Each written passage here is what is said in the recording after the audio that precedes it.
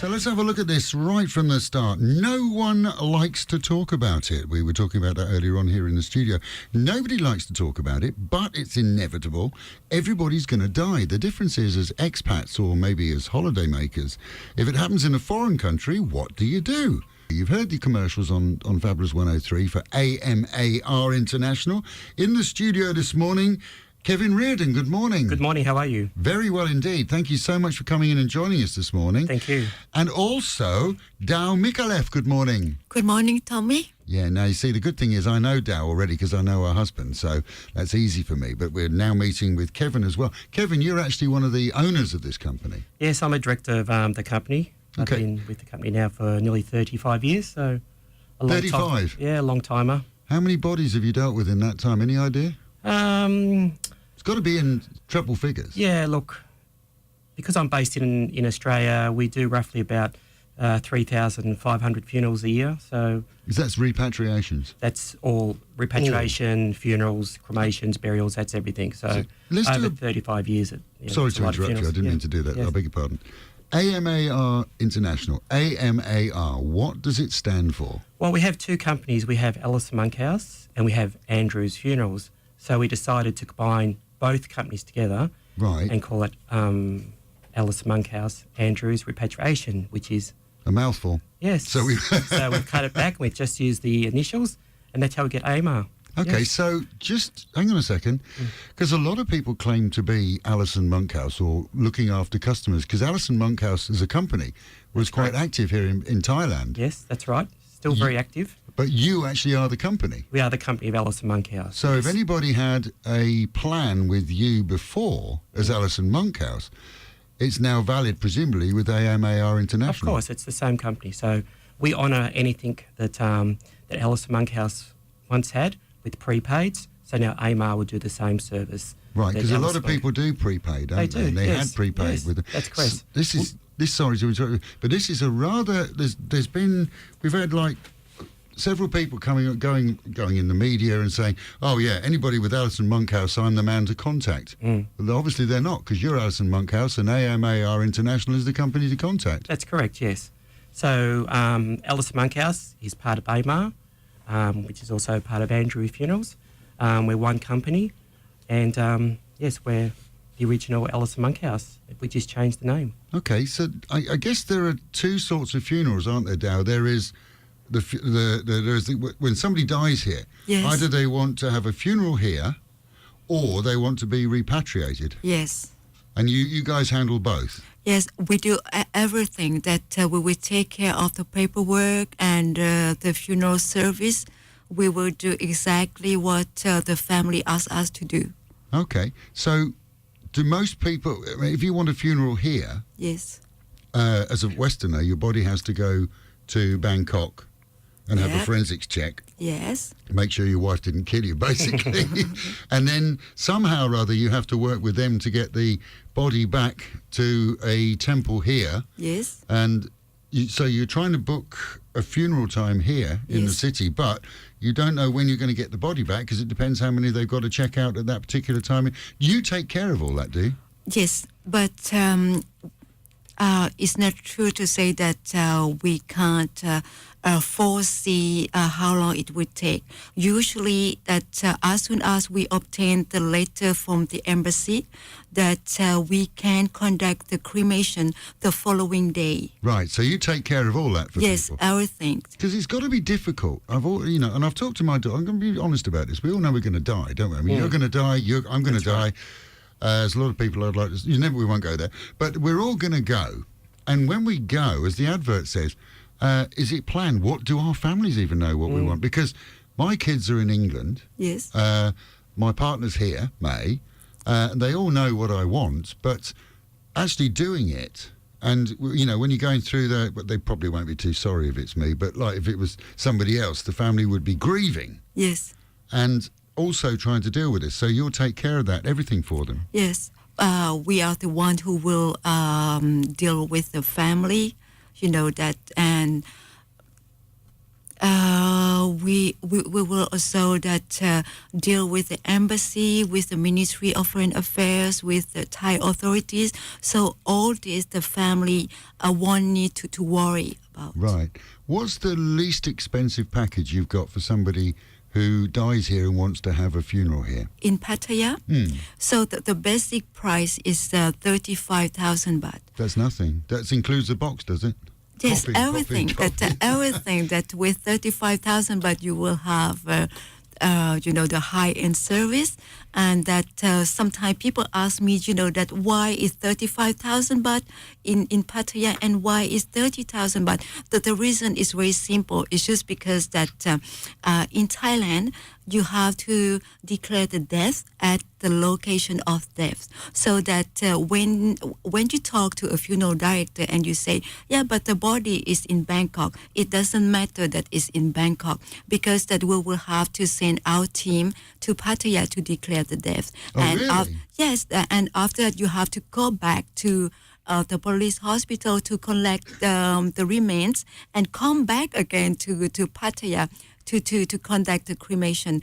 This is why There's a lot of running around for you guys, isn't there? Yes. So that very often we receive phone call from expat people who want to take care of the funeral themselves, and that we try to explain to them the process, but always they are confused because they don't understand that they have to contact the police because there's the police involved, and that even if you receive the authorization from the embassy, you still need to get the permission from Thai authorities to proceed further. Right, so there's an awful lot of work you guys are doing for an all-inclusive price of starting at 35 grand. Yes. But Kevin, there's a lot of people who don't want to be cremated here. They want to be shipped home.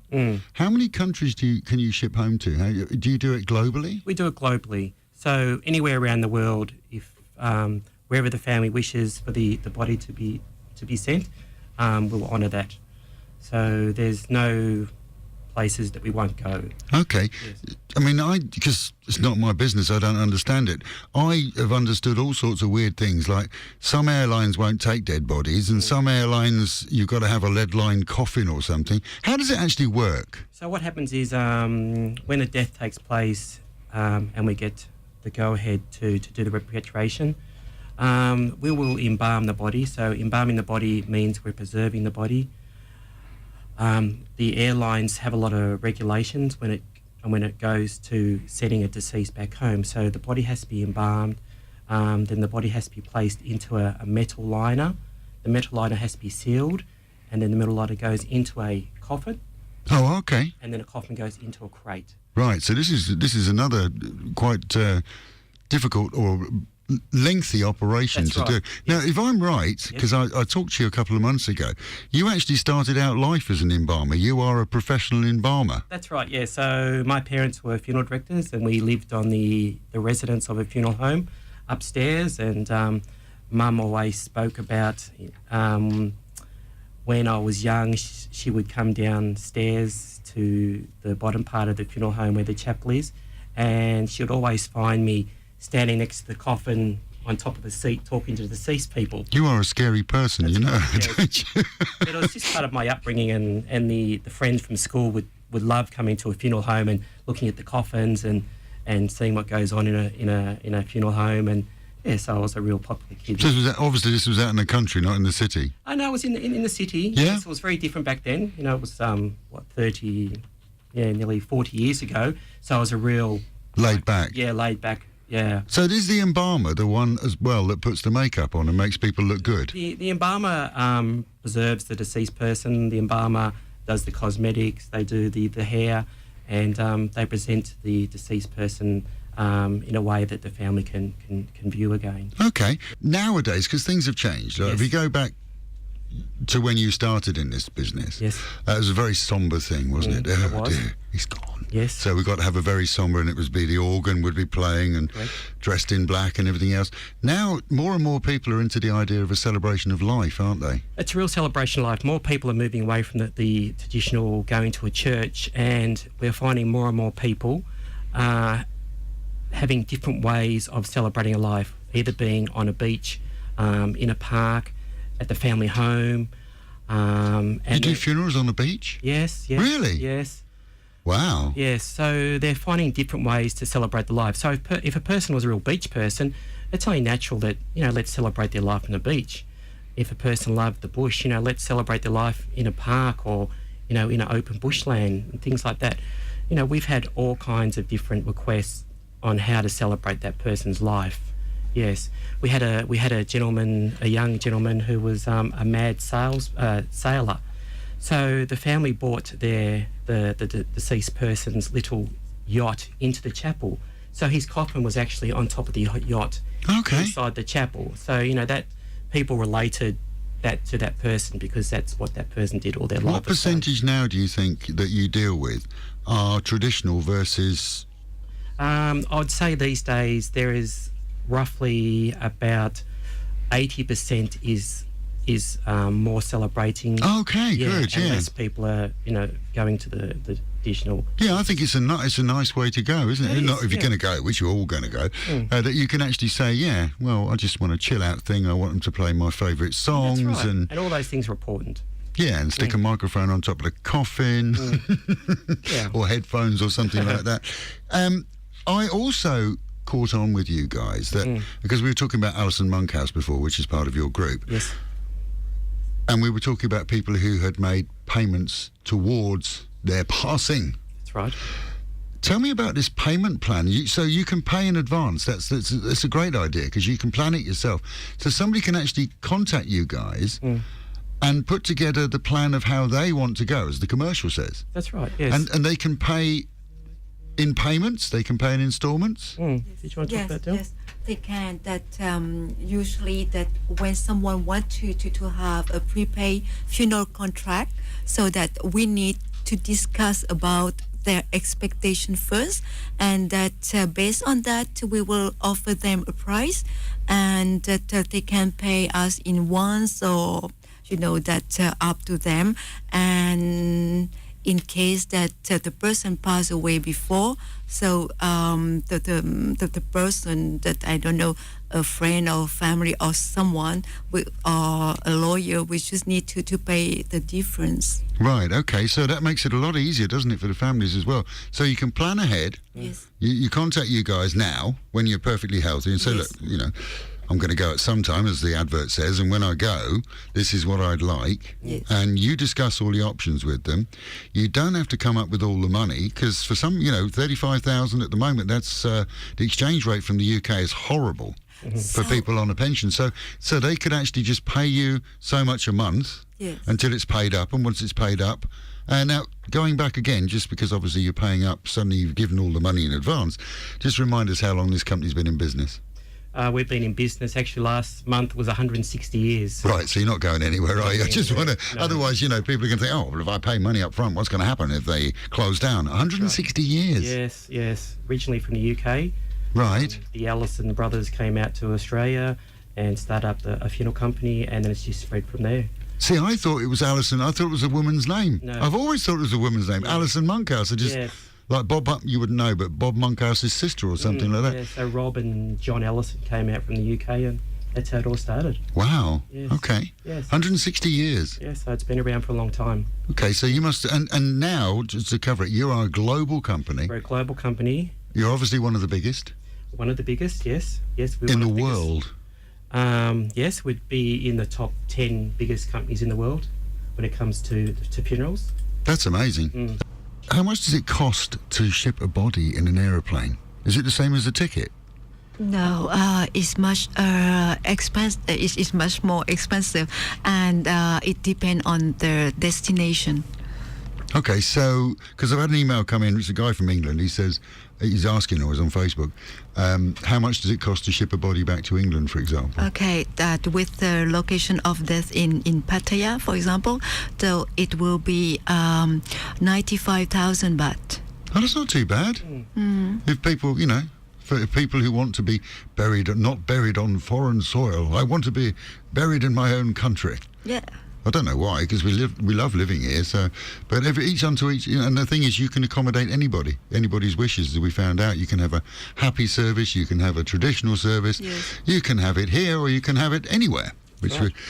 the other thing I've talked to you briefly about off air, Kevin, is you do a lot of volunteer work, don't you? Yes, I'm part of a team called Blake's International. It's not a volunteer company. It's a company that deals with disaster, and being part of that team is when a disaster does take place, they call you to where the disaster is. Anywhere in the world. Anywhere in the world, yes. So how long have you been doing this? I've been with Blake International now. I started when the tsunami actually started. I was going to ask you, did you cover the tsunami? You I actually did. came out here. Yes. So I covered the tsunami. We were commissioned by the UK, the government, to come to embalm the UK deceased people and send them back home. Because as you explained before, just to recap slightly, if you want to have your body repatriated, it has to be embalmed before it can go on an aeroplane. That's right. So they need somebody like you to do it. Yes. So we got here very early after the tsunami, but then we realised very quickly that when people were laying on the beach, they had no identification on them. So it was more or less a waste of time getting there so early. We had to go through a lot of DNA. The process took such a long time. So Is that how you ended up recognising people, by DNA? that's right. Yes. In the end, it was all. Of course, these people were on the beach. They were lying on the beach, They having, don't you have their know. license with them. They don't have their passport with them. They don't have anything with them. So there was no way of finding out who that person was. Or even what nationality they were. That's right. Yes. So in the end, we just did what we call body recovery, where we're just looking for deceased people in hotels, beaches, anywhere where we could look. Yeah. Wow. How long were you there? I was there for a month. That's a long time It is. in that kind of situation. That Yeah. is a long, long time. Yes. Wow, without a break. Yeah. That is a long, long time. You did a big one there. Dow Mikulev, thank you so much for joining us this morning. Thank you, Tommy. Now, she is the lady that you'll probably be talking to if you get in touch with AMAR International to plan your exit from this earth and into wherever you think you're going to go.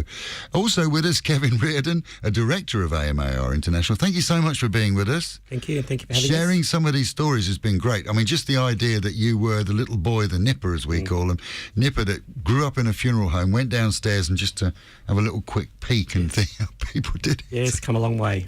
Thank you so much for being with us. No worries. Thank you. Thanks for having us. AMARinternational.com is the website to go to.